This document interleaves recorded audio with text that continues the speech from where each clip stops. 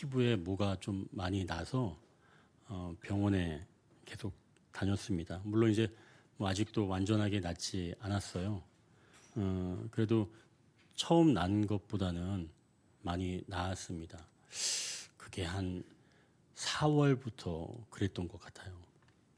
그래서 제가 이제 소개받은 병원에 갔는데요. 제가 그곳에 가서 깜짝 놀랐습니다. 그곳은 피부과만 운영하는 곳인데요. 사람들이 얼마나 많은지 이 피부과 전문의만 7명입니다.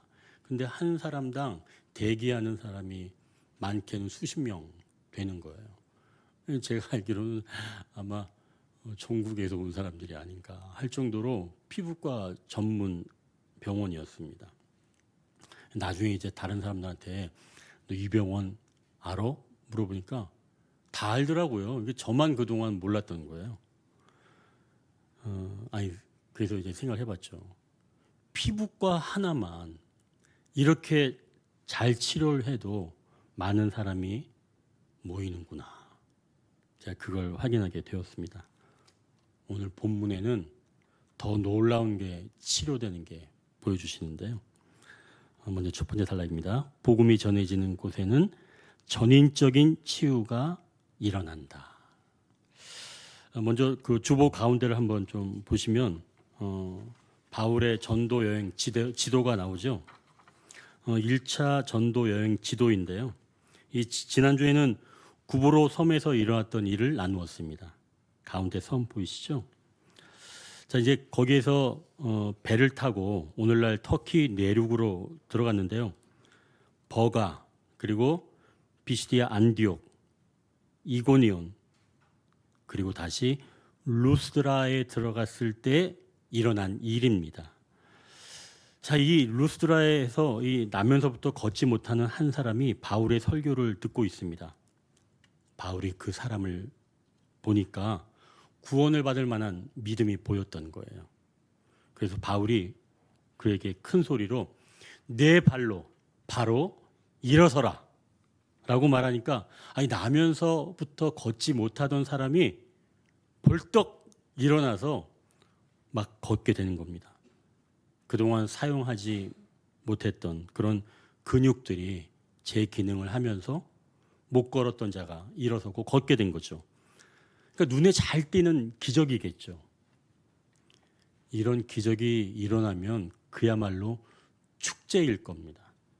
더구나 오랫동안 움직이지 못했던 사람이 누구의 도움도 없이 벌떡 일어난다면 아마 다들 큰 충격을 받겠죠.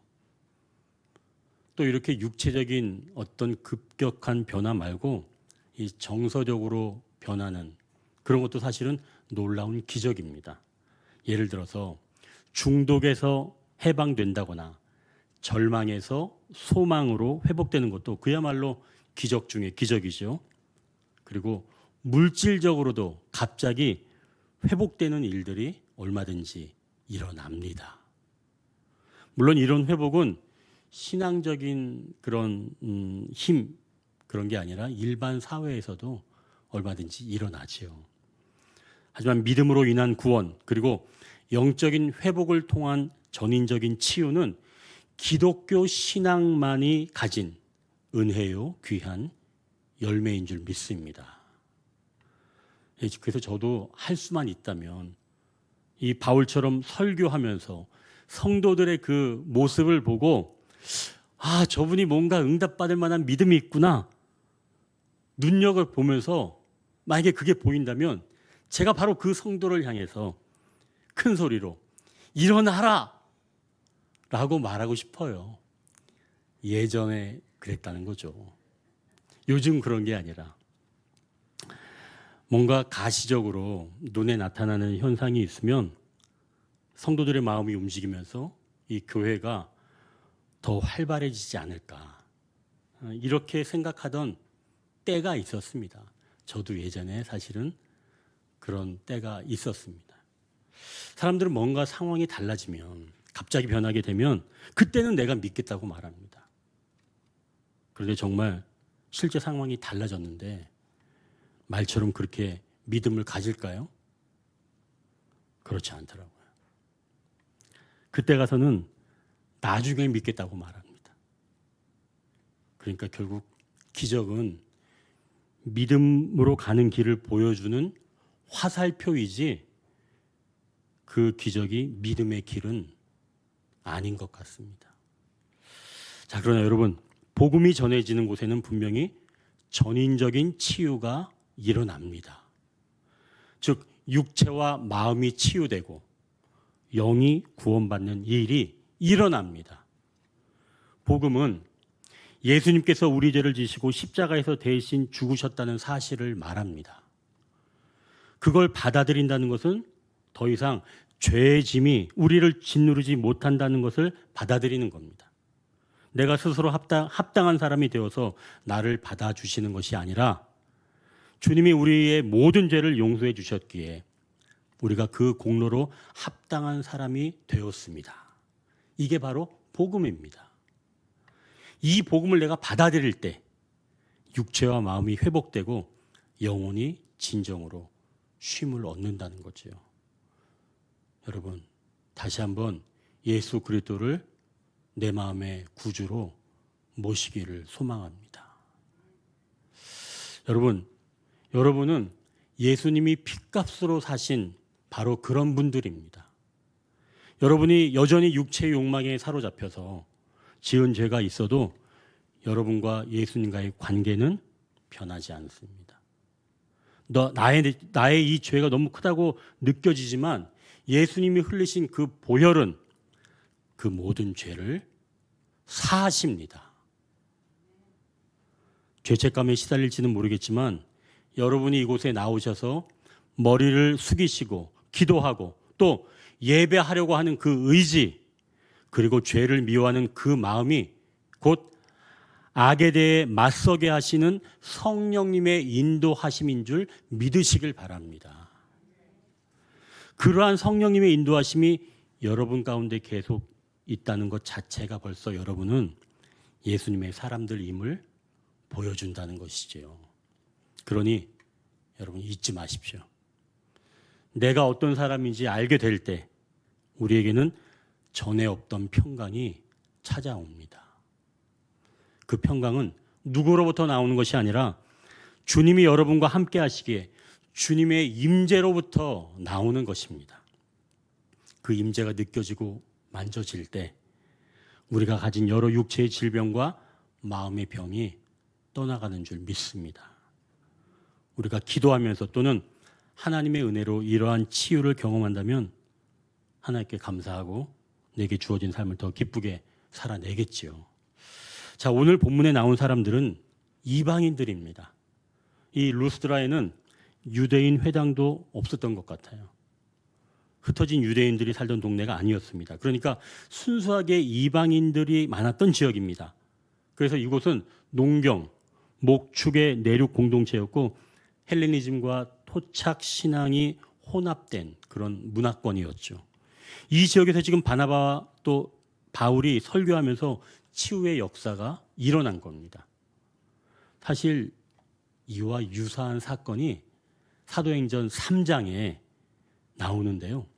여기서 베드로와 요한이 예루살렘 성전에 기도하러 올라가다가 나면서부터 못 걷게 된 사람을 보게 됩니다.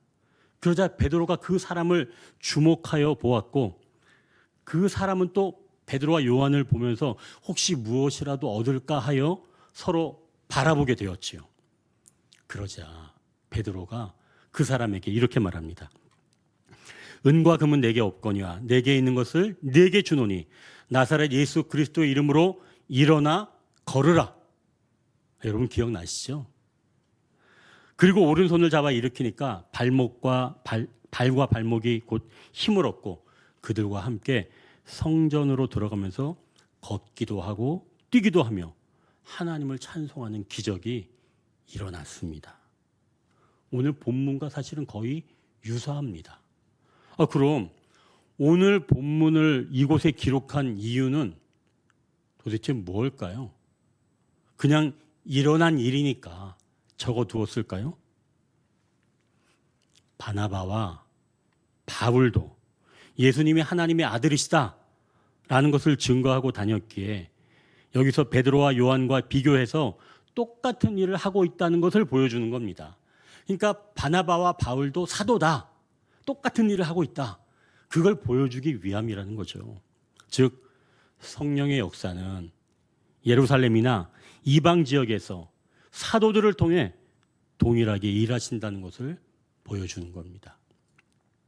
이렇게 복음이 전해지는 곳에 지역과 인물을 넘어서 전인적인 치유가 일어난다는 거죠. 자, 그럼 사도들은 이제 복음을 전하기에 너무 쉬워졌겠죠. 이렇게 전인적인 회복의 역사가 일어났으니까 이방인들이 얼마나 놀랐을까요? 아마 복음을 정말 잘 전할 수 있는 절호의 기회를 맞지 않았을까요? 우리가 사회생활을 할 때도 아마 그런 경험을 하신 줄 압니다. 내가 맡은 일이 성공적으로 맞춰질 때, 어떤 성공적인 결과가 나왔을 때, 또는 내가 가진 것들이 사람들의 시선을 끌게 될 때, 그때부터 많은 사람의 부러움을 사면서 와서 칭찬하고 부럽다고 난리가 납니다. 그러면 내가 속으로 생각하죠. 야, 이제부턴 내가 사회생활하기 좀 편해지겠다. 수월해지겠다. 왜요? 사람들이 나에게 시선을 또 기대를 모으게 되었으니까요. 자, 그런데 사람들이 나를 부러워하고 그런 것 때문에 나를 인정하고 나면 그때부터 꼭 좋은 일만 있던가요? 이제 두 번째 단락입니다. 사람들은 제우스나 헤르메스를 원한다. 우리가 11절, 12절을 우리가 함께 읽겠습니다. 무리가 바울이 한 일을 보고 루가오니아 방언으로 소리질러 이르되 신들이 사람의 형상으로 우리 가운데 내려오셨다 하여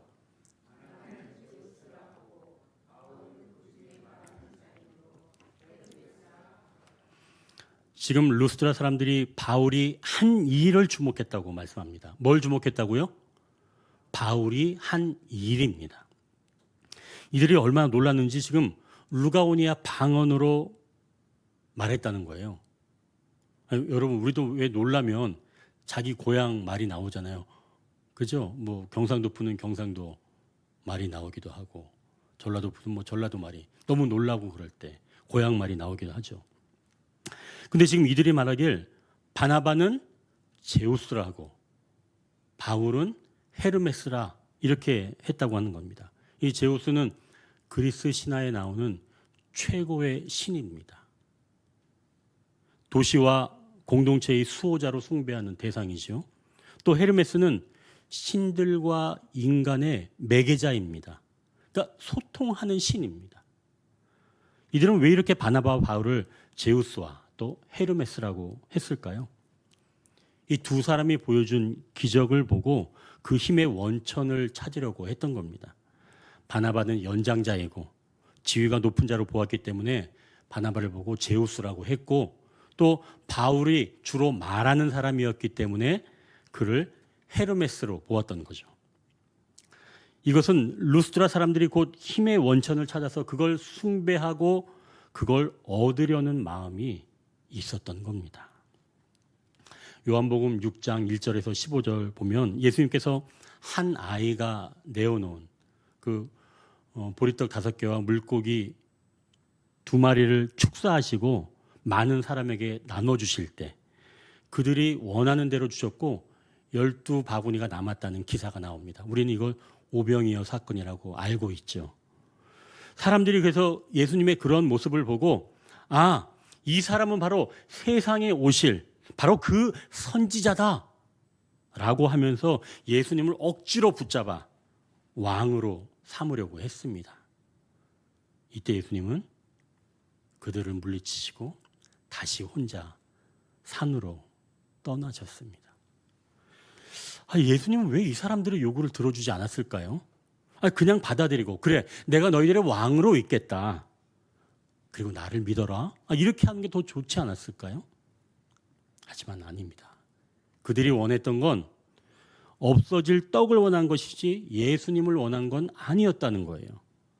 그래서 예수님이 사실은 요한복음 2장에서부터 이적을 행하실 때 사람들이 예수님을 보고 그 이름을 믿었지만 예수님은 이렇게 말씀하십니다. 한번 들어보십시오.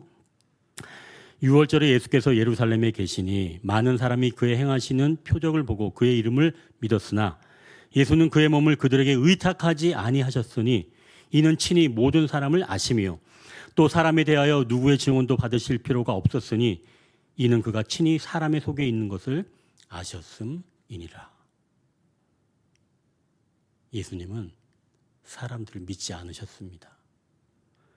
그들의 믿음이 겉으로 드러난 결과만을 보고 믿는 피상적인 것, 즉 감정적이며 일시적인 믿음이었기 때문에 이건 그 열기가 식으면 금방 냉랭해진다는 것을 예수님은 분명히 그들의 그 마음의 중심을 보시고 아셨다는 거죠. 그래서 예수님은 그들에게 의탁하지 않으신 겁니다.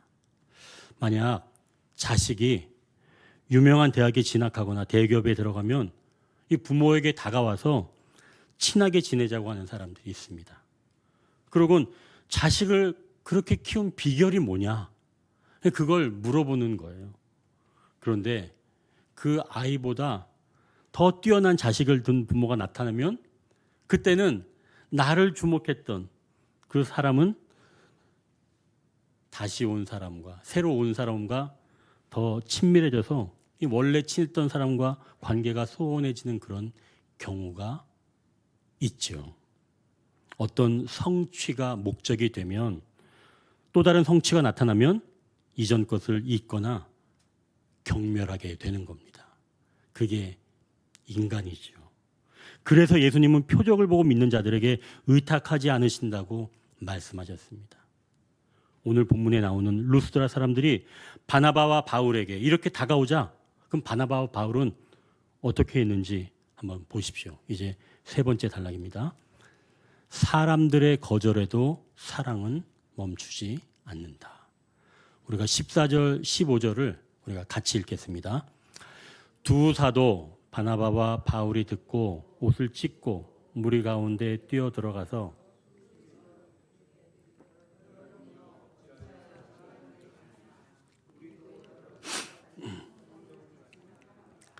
여러분에게 복음을 전하는 것은 이런 헛된 일을 버리고 천지와 바다와 그 가운데서 만물을 지으시고 살아계신 하나님께로 돌아오게 함이라. 지금 바울이 일어난 일과 사람에게 주목하는 헛된 일을 버리고 하나님께 돌아오라 라고 하면서 이제 연이어 이방인을 위해 지금 설교를 하는데요. 어떻게 말하는 건지 우리가 그 다음 한번 16절 17절도 한번 마저 읽겠습니다. 하나님이 지나간 세대에는 모든 민족으로 자기들의 길들을 가게 방임하셨으나 그러나 자기를 증언하지 아니하신 것이 아니니 곧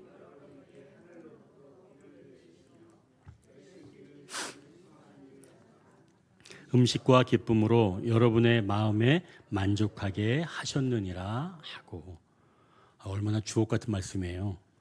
하나님은 지나간 세대에게 방임하셨다. 가만히 계셨지만 그렇다고 해서 자기를 증언하지 않은 건 아니다라는 말씀이죠. 그럼 하나님은 어떻게 하나님을 보여주셨는가? 하늘로부터 비를 내려주시고 결실기를 주셨다는 겁니다. 그리고 열매를 얻고 음식과 기쁨으로 마음에 만족을 주신 분이 곧 하나님이시다라는 거예요. 사실 이방신들은 풍요의 신이라고 말은 합니다. 하지만 하나님은 음식과 기쁨 그리고 마음의 만족까지 주시는 분이다라는 것을 이 지금 바울이 이야기를 해주는 거예요. 그러니까 너희가 결실을 해서 마음의 만족을 얻는다. 이건 너희들이 얘기하는 그 신, 풍요로운 그 신이 아니라 진정한 하나님께서 주신 그런 열매와 마음이다라고 하는 것을 바울이 지금 이야기를 하는 거죠. 그러니까 그렇게 자연 질서를 통해서도 하나님은 하나님을 볼 수 있도록 길을 열어두셨다는 거예요. 다만 그들의 눈이 어두워서 그것을 보지 못했다는 것뿐이죠. 자, 그런데 지금은 루스드라 사람들의 눈에 직접 보이는 일, 태어나면서부터 걷지 못하던 그 사람이 걷게 되는 것을 보게 되었으니까 하나님이 만물을 지으시고 지금도 살아계신다는 것을 알 수 있다는 거죠. 바울이 지금 그걸 말하는 겁니다. 그러니 너희들은 하나님께 돌아오라. 이걸 보고 하나님께 돌아오라. 하나님께 돌아오라. 이게 바로 지금 바울이 선포하는 메시지예요. 자, 그럼 이 설교를 듣고 루스드라 사람은 돌아와야 되겠죠. 그동안은 하나님이 결실을 주시고 마음에 만족을 주신다는 것을 잘 몰랐는데 이제는 걷지 못하던 사람이 걷게 되었으니까 그걸 보게 된다면 그것이 곧 하나님의 역사다라는 것을 바울이 이야기하니까 그 설교를 듣고 돌아와야 되겠죠. 아마 여러분 같았으면 돌아왔을 거예요. 자, 그러면 18절을 같이 한번 읽겠습니다. 이렇게 말하여 겨우 무리를 말려 자기들에게 제사를 못하게 하니라. 바나바와 바울이 루스드라 사람들을 겨우 말려서 자기들에게 제사만 못하게 한 겁니다. 그들이 하나님을 믿게 된 게 아니라 자기들에게 하려고 하는 그 제사만 못하게 했다는 거죠. 그럼 설교로 돌아온다는 거예요? 사람이 돌아올 수 있다는 거예요? 돌아오지 못한다는 거예요? 설교는 사람이 돌아오지 못한다는 거예요. 그러자 이들이 어떻게 돌변했는지 한번 여러분 좀 19절을 한번 우리가 같이 한번 읽겠습니다. 유대인들이 안디옥과 이고니온에서 와서 무리를 충동하니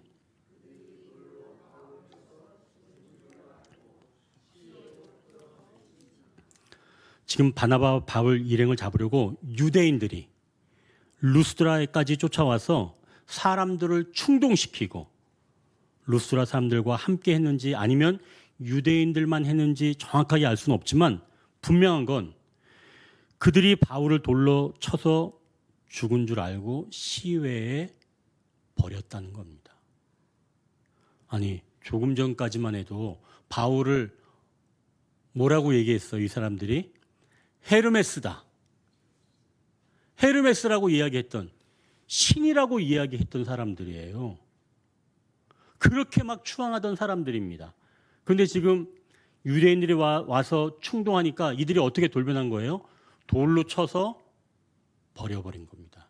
죽여서 버려버린 거예요. 아니, 바나바와 바울에게 제사를 드리려고 했던 사람들인데 금방 변해서 죽여버린 겁니다. 여러분, 이게 어떤 걸 의미하는 걸까요? 이게 바로 세상 사람들입니다.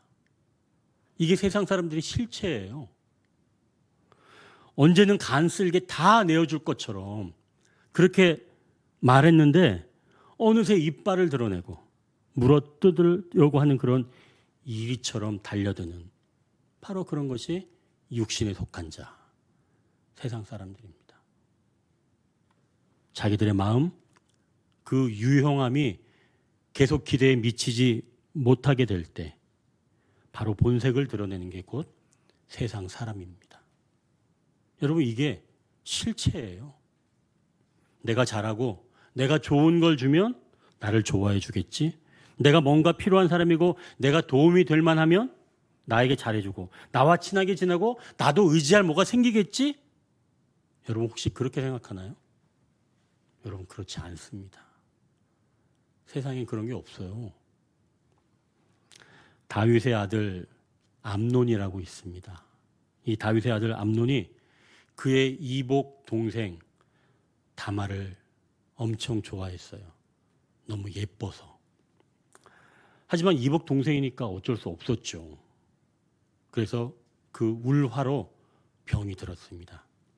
근데 이때 이 암논에게 간사한 친구 한 명이 있었어요. 그래서 그 친구의 말을 듣고 자기 이복 동생 다말을 자기 집으로 불러들입니다. 그래서 암논은 음식물을 들고 온 그 다말을 힘으로 제압하고 그와 동침하죠. 그런데 그 이후에 다말을 심히 미워하더니 일어나 나가라고 하면서 종에게 이 계집을 내보내고 문을 잠그라 라고 말합니다. 육체의 본능은 욕구가 해소되면 더 돌아보지 않는 겁니다. 세상 사람들 여러분 잘 생각해 보십시오. 많은 사람이 정신없이 살아가고 있습니다. 한 가지 일을 하면 평균 수준의 그 생활을 하기가 굉장히 버거운 세상에 살고 있죠. 그래서 투잡을 하거나 심하면 세 가지 일을 겸하는 사람도 있습니다. 그래서 서로 인간적인 관계로 만나 대화하는 그런 사귐은 이제는 사라져갑니다. 내가 원하는 것을 얻지 못한다면 바로 등을 돌리는 것이 요즘 나타나는 현상이죠. 또 내가 원하는 것만 얻어도 바로 등을 돌리게 됩니다. 이러한 사회에서는 깊은 관계를 맺고 서로 마음과 마음을 주고받기는 어렵다는 거죠. 그래서 모든 사람이 서로 일정한 간격, 친밀함에는 이르지 못하고 서로 불편하지 않은 그런 정도로 간격을 유지하며 살아갑니다. 그러나 그마저도 틀어지게 될 때 우리는 세상에 실망해 더 이상 그곳에 머물러 있지 못하게 됩니다. 오늘 본문에서도 바울도 아마 루스드라 사람들에게 크게 실망하지 않았겠어요? 아니 얼마 전까지만 해도 나를 헤르메스라고 하면서 나를 칭송하던 사람들인데 이제 유대인들이 와서 충동하니까 금세 넘어가서 나를 죽이는 자로 또는 방광하는 자로 이들이 나타난 겁니다. 바울이 이걸 알았는데 이제 이 바울도 세상 사람들에게 실망하지 않았겠어요? 야, 내가 복음을 들려주고 그리고 하나님의 기적도 보여줬는데 어떻게 나한테 이럴 수가 있어? 이런 마음 들지 않았을까요? 내가 다시는 루스드라로 가나봐라. 주님, 저들에게 심판을 내려주옵소서. 혹시 이렇게 하진 않았을까요? 아마 바울은 그러진 않았던 것 같습니다. 그럼 왜 바울은 이렇게 그들에게 실망하지 않았을까요? 헬리나 우엔의 그 친밀함이라는 책에서 이런 질문을 던집니다. 사랑이 우리에게 가능한 일일까? 숱한 외로운 순간이면 우리를 찾아드는 의문이 있다. 경쟁적이고 힘겨운 이 세상 어느 한 구석에 과연 안심하고 쉴 수 있는 곳, 타인에게 자신을 내보일 수 있는 곳, 조건 없이 줄 수 있는 곳이 과연 있을까? 그곳은 아주 작고 은밀할지도 모른다. 그러나 그런 곳이 존재한다면 다른 곳이 아닌 바로 우리의 복잡한 인간 관계 속에서 찾아야 한다. 헬리나 우에는 지금 안심하고 쉴 수 있는 곳을 소개하는데요. 뭐라고 소개하냐면 복잡한 인간 관계 속에서 찾아야 한다고 말하는 겁니다. 그럼 어떻게 하면 그 복잡한 인간 관계 안에서 다시 쉼을 찾을 수 있을까요? 이 말은 사실은 세상에서도 쉼을 찾아야 된다는 얘기예요. 저자는 그래서 세 가지를 말하는데요. 그 중에서 가장 중요한 한 가지만 오늘 좀 깊게 좀 나누고자 합니다. 간단하게 먼저 말하자면 사역자의 정신 건강을 위해서 세 가지를 체크하라는 건데요.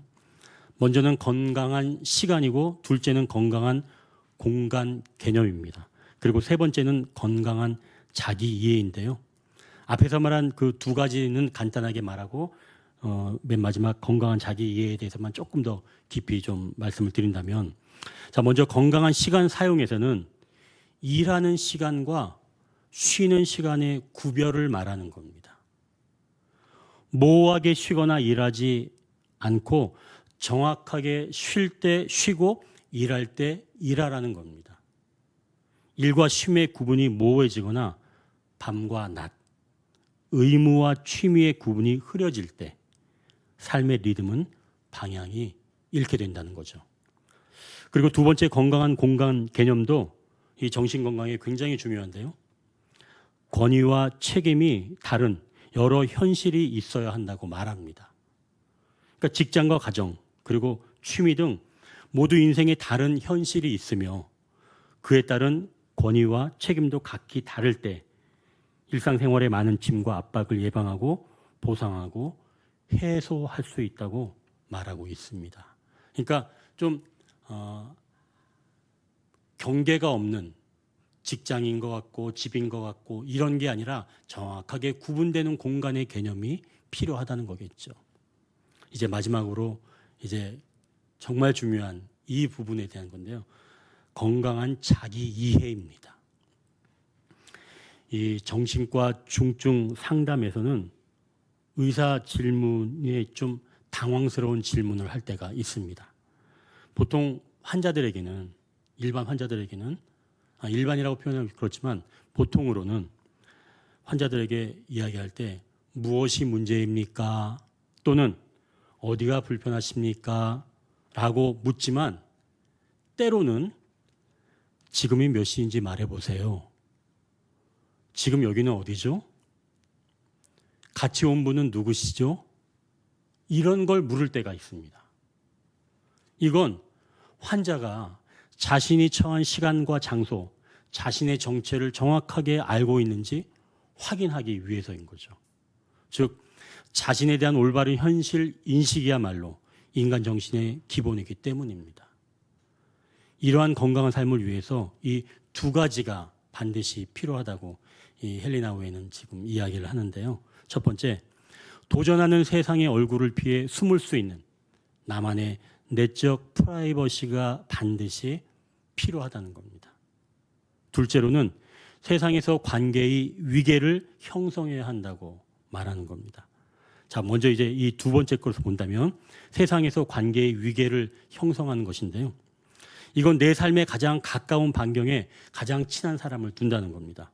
그리고 그 다음 반경에는 가족과 사랑하는 친구들이 반경에 있고 조금 더 먼 반경에는 친척과 아는 사람들, 그리고 더 멀리 나가면 회사의 직장 동료가 있습니다. 이렇듯 나 자신은 점점 넓어지는 반경에 둘러싸여 있다는 겁니다. 그리고 각 문턱에는 보초를 세워서 친밀한 관계로 들여보낼 사람을 세심하게 점검하는 거죠.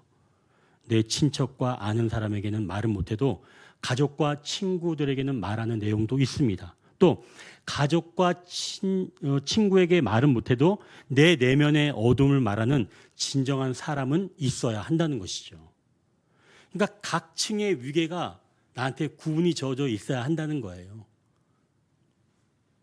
그러나 여기서 중요한 건 아무도 들어올 수 없는 곳, 완전히 나 혼자 있는 곳, 나 자신의 가장 내밀한 프라이버시를 간직하는 곳이 있다는 거예요.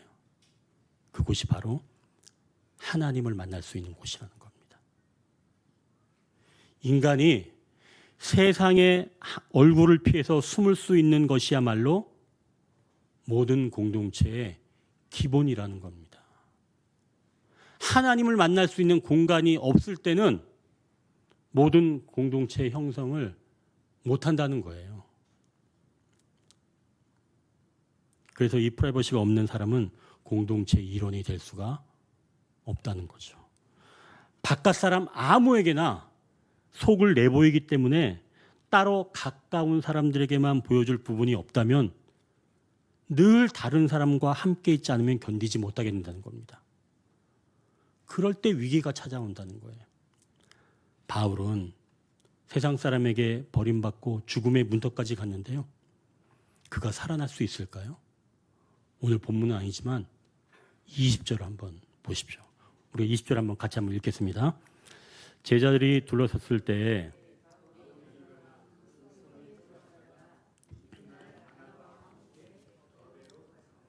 지금 죽어있는 바울을 둘러선 사람들이 누구라고 말씀하나요? 루스드라 사람들인가요? 제자들입니다. 제자들이 둘러섰을 때 어떻게 되었죠? 바울이 일어난 겁니다. 제자들이 둘러섰을 때 바울이 회복된 거예요. 제자들은 바울을 사랑하는 그룹이죠. 바울이 무엇을 해야 사랑하는 사람들이 아닙니다. 바울 그 자체를 사랑해주고 함께하는 그룹이죠. 제자들 그룹은 예수 그리스도를 구주로 믿는 사람들을 말하는 거예요. 그 그룹 안에 주님이 계십니다. 그리고 그 사람들이 둘러섰을 때 바울이 살아난 거예요. 바울은 도전하는 세상의 얼굴을 피해 숨을 수 있는 그런 내적인 프라이버시가 필요하다는 것을 이미 알았고, 또한 내 삶에서 가장 가까운 반경에 누구를 두어야 하는지 알았던 인물입니다. 그래서 거의 완전히 죽었을 때, 아니 죽었다고 봐야 되겠죠. 죽은 그 바울을 제자들이 둘러섰을 때 바울이 다시 살아나게 된 것이죠. 제자들이 바울과 함께 복음을 전하고 복음으로 살아낸 사람들인데요. 그 사람들이 둘러섰을 때 바로 주님이 바울에게 새로운 힘을 주신 건 아닐까요? 그리고 바울이 다시 움직이기 시작했는데요. 21절 한번 보십시오. 한번 읽어보십시오. 21절.